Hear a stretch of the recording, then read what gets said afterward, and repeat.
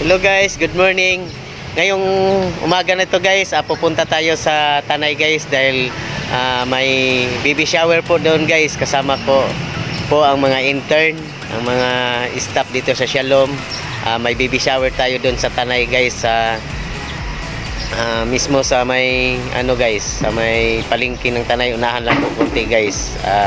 Ang pangalan doon guys ng church guys ay Tanay Christian Faith Church. Doon po kami guys sa midwife guys. Doon siya nakatira, si Ate Binit. Doon po namin igaganapin ang baby shower guys. Okay guys, kasama namin ang mga intern at saka yung mga staff dito guys. Samahan nyo po kami guys sa aming biyahe guys.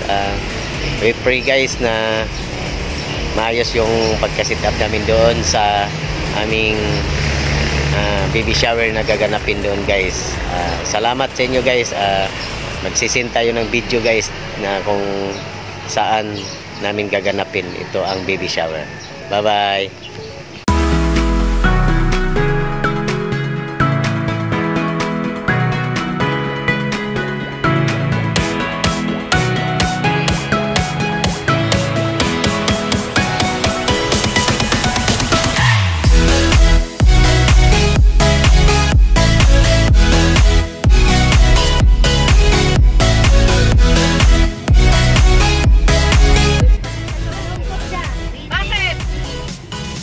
Malungkot ang busy ko.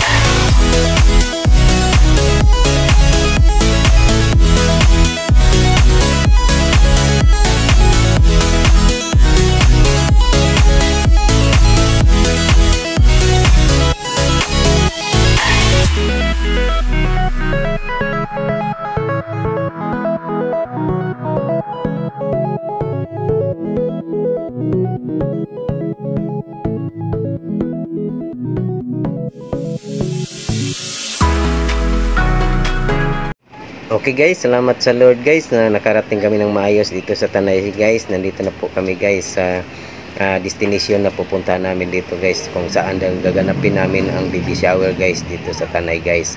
Maraming salamat guys na nakarating kami ng maayos guys, at samahan mo po kami guys na ito po ang gagawin namin dito sa lugar na ito guys.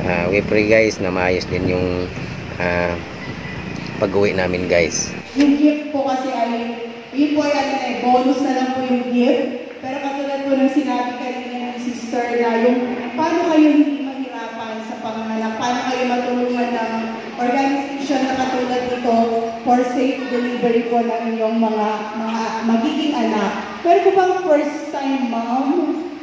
Ayan, so marami. So sino pong pangalawa na? Pangalawa, pangatlo, pang-apat, pang-lima, so hanggang pang-tatlo pa lang. Ayan, so marami pa na darating na blessing galing sa kay Lord. So napakahalaga po that we are guided. Ano po, kung paano po natin sila papalakihin, bilang mga bata. Hindi lang po bilang mga bata na lumalaki, kundi po bilang mga bata na may takot sa ating Panginoon. Napakahalaga po ng mga yon. So kanina po nag-pray na si Pastor, and we welcome na rin tayong lahat. And this time, we will welcome our guests. Kayo po mga guests na hindi po nagsasawa sa Tanay Christian Faith Church.